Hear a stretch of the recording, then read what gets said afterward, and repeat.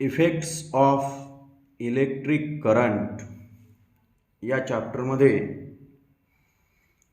आज आपण electric motor याबद्दल माहिती घेणार आहोत. इलेक्ट्रिक मोटार ज्याला आपण विद्युत चलित्र असे म्हणतो, तर पहा, आपल्या दैनंदिन जीवनामध्ये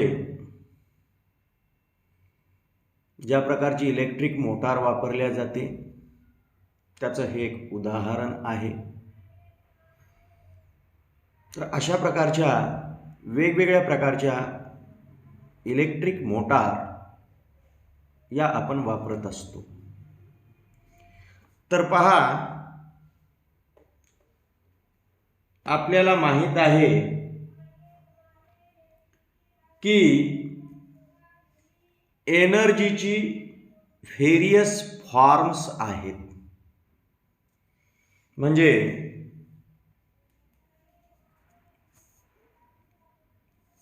ऊर्जेची विविध रूपे आहेत. We know various forms of energy. ऊर्जेची विविध रूपे आहेत. And also we know that energy can change its forms. Means energy can change from one form into another form. आपल्याला माहित आहे की एका रूपातील energy, one form energy, it can change into another form of energy.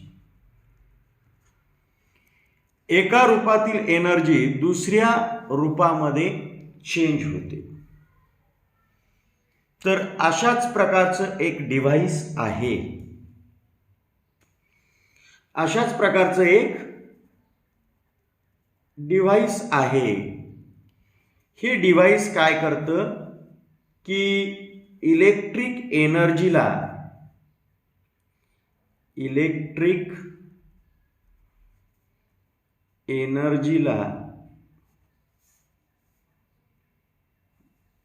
Mechanical एनर्जीमध्ये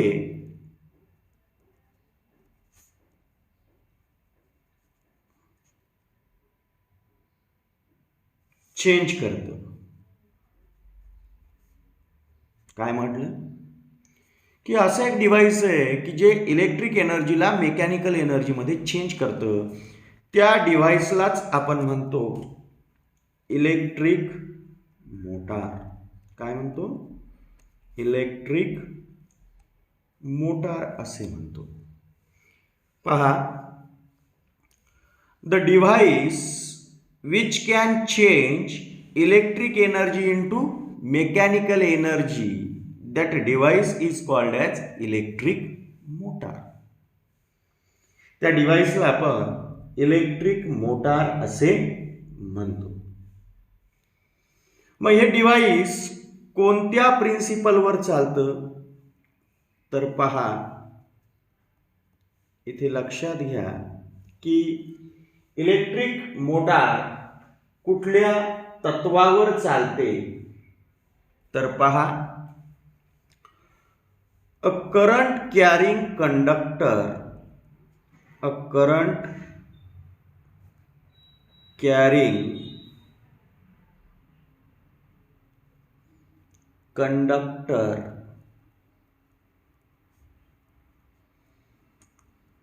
placed in magnetic field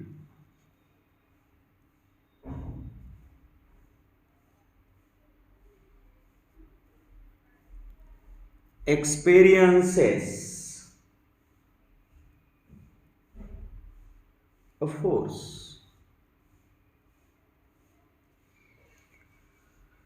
जर current carrying conductor जर आपण magnetic फील्डमध्ये ठेवला, पहा लक्षात घ्या की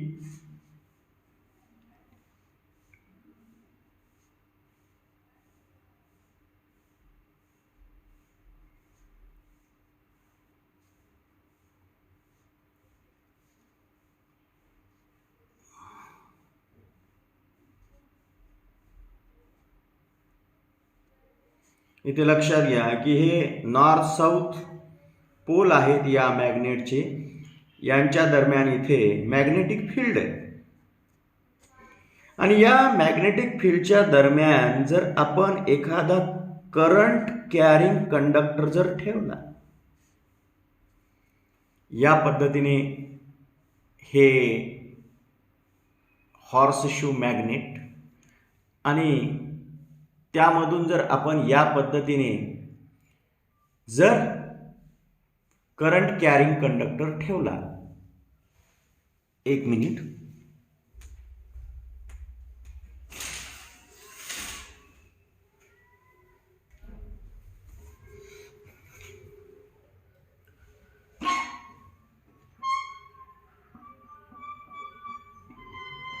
पहा या पद्धतीने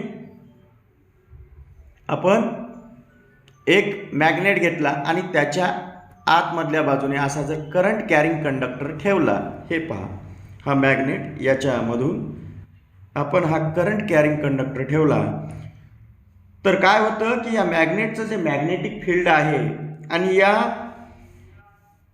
करंट कॅरिंग कंडक्टर जो काही आतमध्ये ठेवलेला आहे, तर या करंट कॅरिंग कंडक्टरवर या मॅग्नेटिक फील्डमुळे फोर्स लागतो. काय लागतो? फोर्स लागतो. पहा हा करंट कॅरिंग कंडक्टर, हे इथे हा करंट कॅरिंग कंडक्टर, हे मॅग्नेटिक फील्ड, जेव्हा या कंडक्टरमधून करंट जातं तेव्हा या मॅग्नेटिक फील्डमुळे या कंडक्टरवर काय लागतो? या कंडक्टरवर लागतो फोर्स. काय लागतो? फोर्स. या प्रिन्सिपलवर हे इलेक्ट्रिक मोटार कार्य करते. या प्रिन्सिपलवर ही इलेक्ट्रिक मोटार कार्य करते, ते आपण इथे पाहणार आहोत. पहा या ठिकाणी आपल्याला एक इलेक्ट्रिक मोटार जी आहे ती आतमधून कशी बनलेली असते त्याचं आपल्याला इथं स्ट्रक्चर दिलेलं आहे, ते आपण लक्षात घेऊ. पहा या ठिकाणी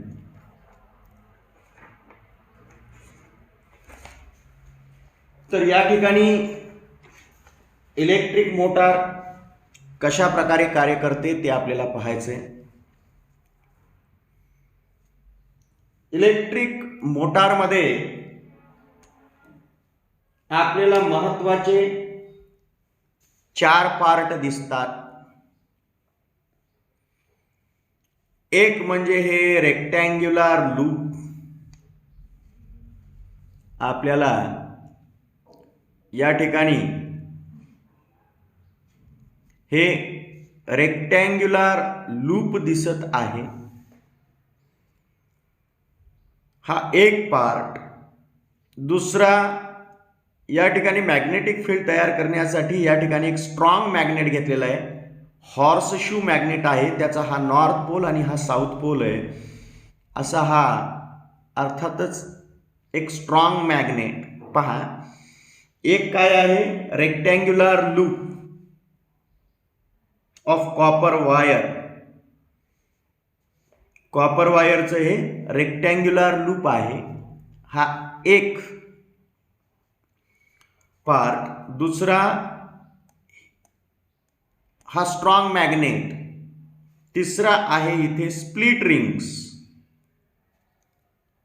या ठिकाणी आपण जर पाहिलं तर आपल्याला लक्षात येतं या स्प्लिट रिंग्स म्हणजे दोन अर्धगोल असे हे आपल्याला या ठिकाणी कडा दिसतात.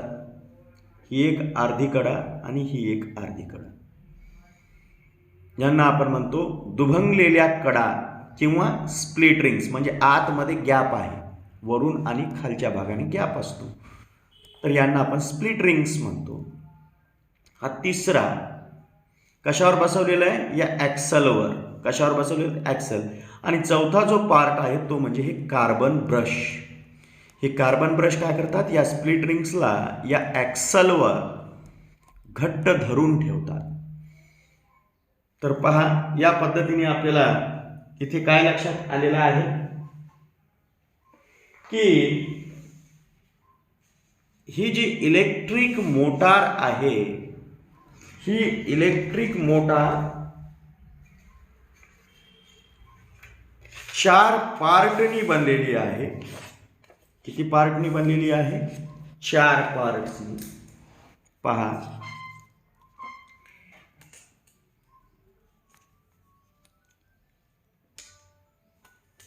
Electric motor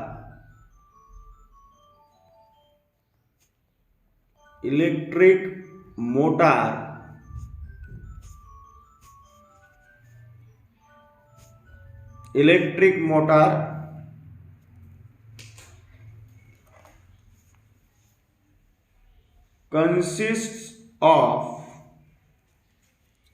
number 1 rectangular loop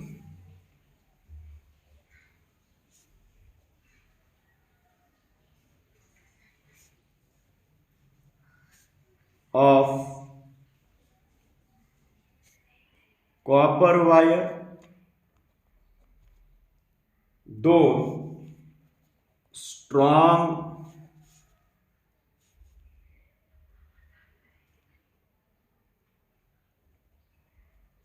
magnet.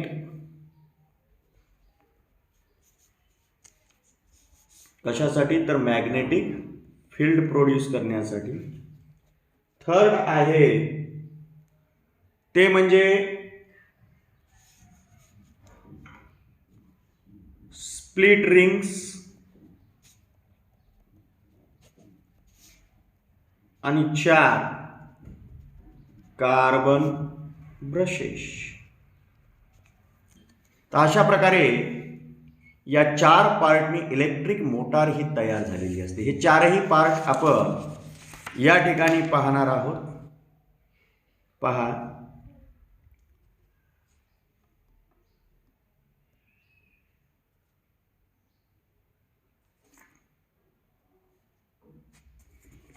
आपल्याला हे 4ही पार्ट या ठिकाणी पाहायला मिळतात.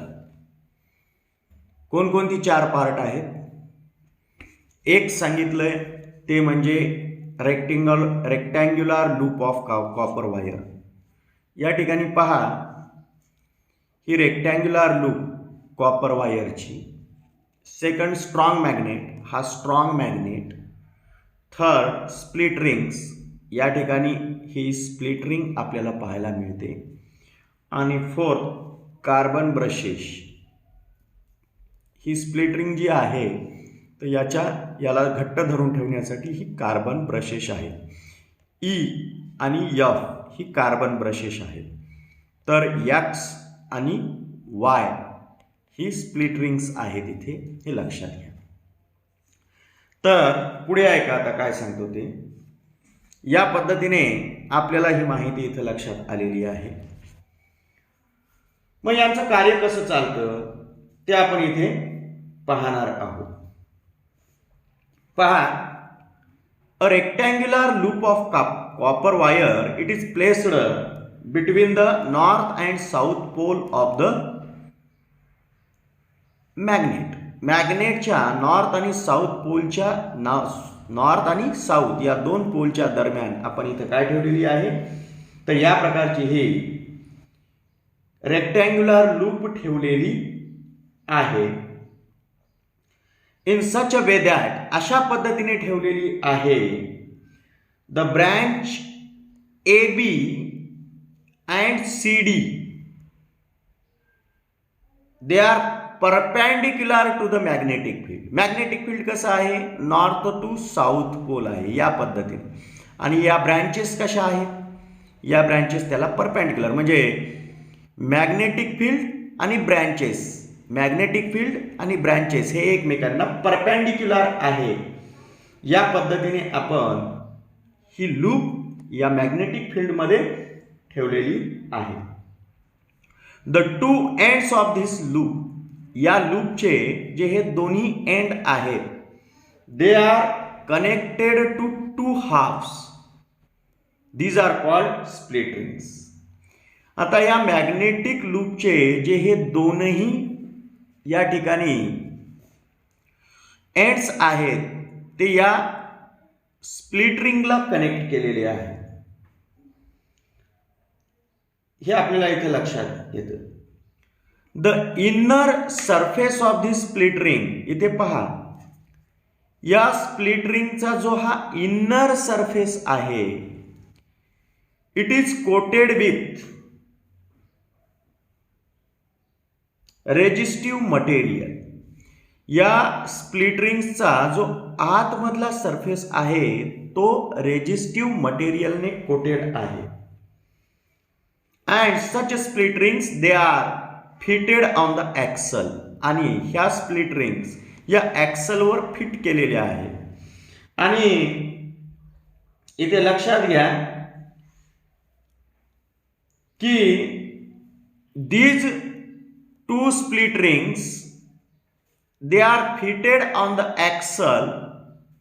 For that we have used, to hold such a split rings on the axle, we have used carbon brushes. E and F, these are the carbon brushes which holds the split rings on this axle. Now when the circuit is completed, जेव्हा ही circuit complete होते, जेव्हा ही circuit complete होते, when the circuit is completed as shown in this figure, the current flows through the branches AB and CD. जेव्हा या प्रकारची ही circuit complete होते तेव्हा current flow होतं या पद्धतीने. हे पहा, हे करंट या पद्धतीने फ्लो होतं आणि लूपमधून जाताना ते ए बी या डायरेक्शनने जातं आणि पुन्हा ते कसं जातं, सी डी या डायरेक्शनने जातं. म्हणजे ए बी या ब्रँचमधून पहा, इथं लक्षात घ्या की ए बी या ब्रँचमधून करंटचं जे डायरेक्शन असेल त्याच्या रिव्हर्स किंवा त्याच्या उलट सी डी या ब्रँचमध्ये डायरेक्शन करंटचं असतं. आता इथे लक्षात घ्या, here the direction of magnetic field is from north to south. या ठिकाणी मॅग्नेटिक फील्डचं डायरेक्शन कसं असतं, north to south. And in the branch A B the current direction is from A to B. करंटचं डायरेक्शन ए कडून B कडे आहे, तर मॅग्नेटिक फील्ड नॉर्थ कडून साऊथ कडे आहे. At such time, due to such magnetic field, this branch A B branch experience the force. In which direction? We can say it by Fleming's left hand rule. कोण्या डायरेक्शनने force लागतं ते आपण फ्लेमिंगच्या left hand रूलने सांगू शकतो. आपण फ्लेमिंगचा left hand rule सांगितलेला आहे, त्याचा जर वापर केला तर पहा, मॅग्नेटिक फील्डचं direction north to south, electric करंटचं डायरेक्शन ए टू बी. अशा वेळी फोर्स जे लागतं या कंडक्टरवर म्हणजे या लूपवर ते डाऊनवर्ड डायरेक्शनने लागतं. And that's why this branch it moves downward. At the same time in the branch C D the current direction is from C to D, means it is opposite direction to the direction of current in the AB. A B मधील करंटचं direction हे ए कडून B कडे आहे, पण C D या branch मधलं जे करंटचं डायरेक्शन आहे ते सी कडून डी कडे आहे. म्हणजे ए बी ब्रँचच्या विरुद्ध डायरेक्शनने करंटचं डायरेक्शन सी डी मध्ये आहे, आणि त्यामुळे such loop it will move upward, आणि त्यामुळे या लूपवर जो फोर्स लागतो त्याच्यामुळे ही लूप वरच्या दिशेने ढकलल्या जाते. म्हणजे या लूपवर वरच्या दिशेने फोर्स लागतो. ए बी या ब्रँचवर डाऊनवर्ड डायरेक्शनने फोर्स लागत आहे, तर सी डी या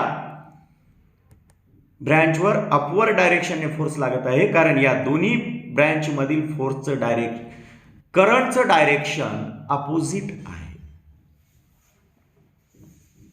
आणि त्यामुळे काय होते की आता ही लूप अँटी क्लॉकवाईज रोटेट होते. ही लूप काय होते? अँटी क्लॉकवाईज रोटेट होते. आता फक्त लूपच रोटेट होत नाही, loop and axle both will rotate.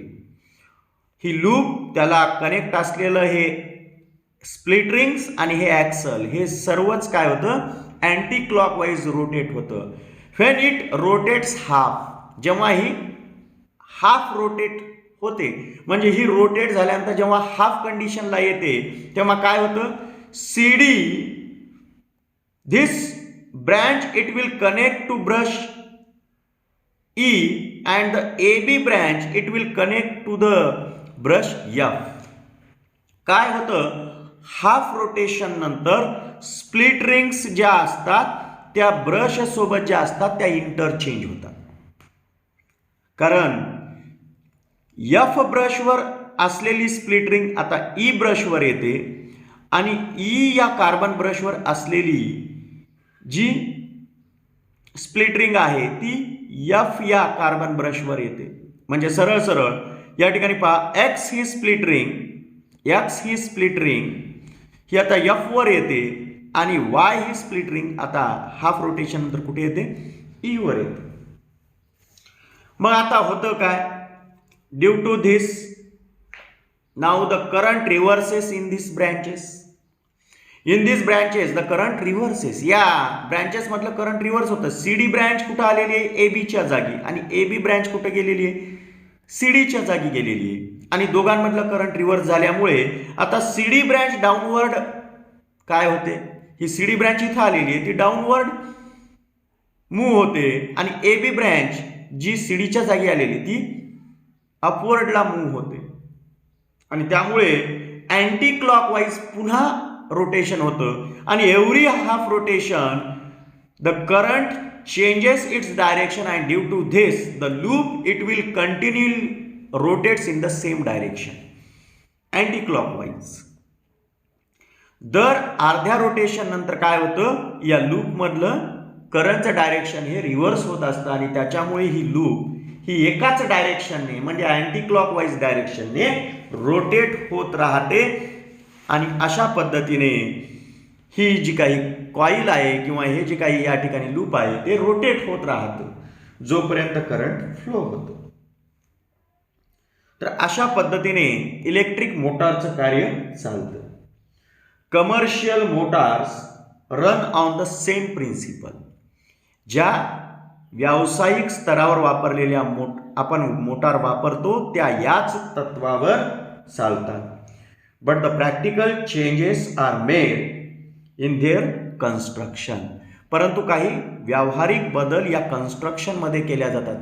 Motor कुठल्या कार्यासाठी वापरल्या जाते त्यानुसार यामध्ये या मोटारीमधील जी रचना असते त्या रचनेमध्ये त्या प्रकारे काही व्यावहारिक बदल केल्या जातात.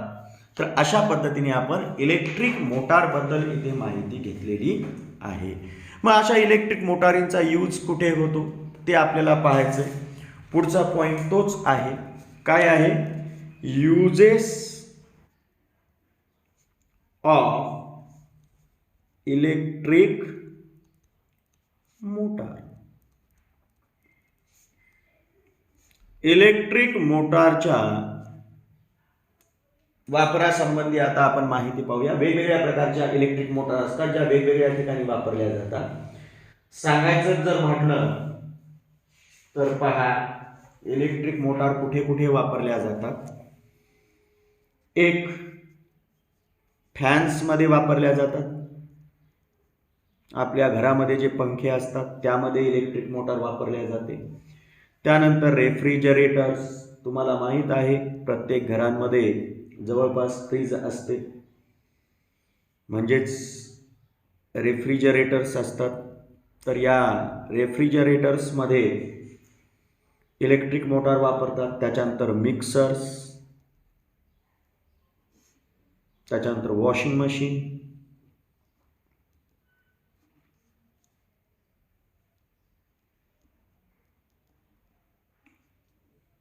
त्याच्यानंतर कम्प्युटर्स,